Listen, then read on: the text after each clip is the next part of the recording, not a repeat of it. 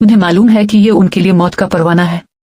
मैं अपनी फैमिली, साथियों और दोस्तों की लाशों को देख रही हूँ। वो आहिस्ता आहिस्ता खत्म हो रहे हैं, जैसे जिंदगी उनके जिस्मों से निकल रही हो। जब मैं उनसे बात कर रही थी, इस वक्त बम नहीं गिर रहे थे। वो इस तरह नहीं थे, लेकिन मैं उन्हें मरते हुए महसूस कर सकती थी। ये तकरीबन हर बार आखिरी विदा की तरह लगता है।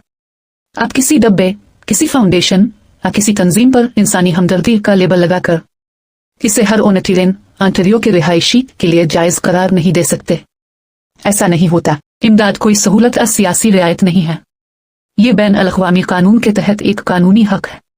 इसलिए हम फौजी या मुनाफा पर मबनी सालिसों को कबूल नहीं करते और न ही करेंगे। ये इसराइल की पॉलिसी है 1948 से अब तक, और उसे कभी रोका, इसका मुहासबा नहीं किया गया।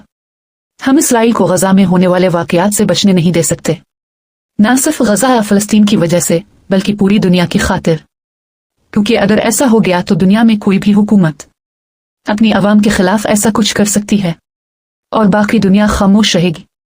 और यही असल सानिया है गजा का। हम कभी भी इस इमदादी निज़ाम को हकीकत में न पहुंचा सके जो कहत का जवाब होना चाहिए था, क्योंकि वहां का सेहत का निज़ाम मुसलसल मुनज़्ज़म तरीके से तबाह कर दिया गया।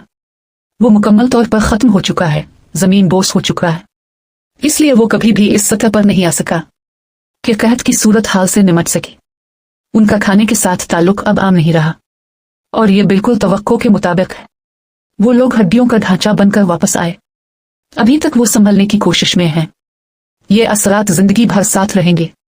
और दोबारा वही बात, अब भूख से मर रहे हैं, अब बमों से, अब बीमारियों से। उन्होंने समझ लिया है कि ये उनका मुकद्दर है, और वो इसे कबूल कर चुके हैं।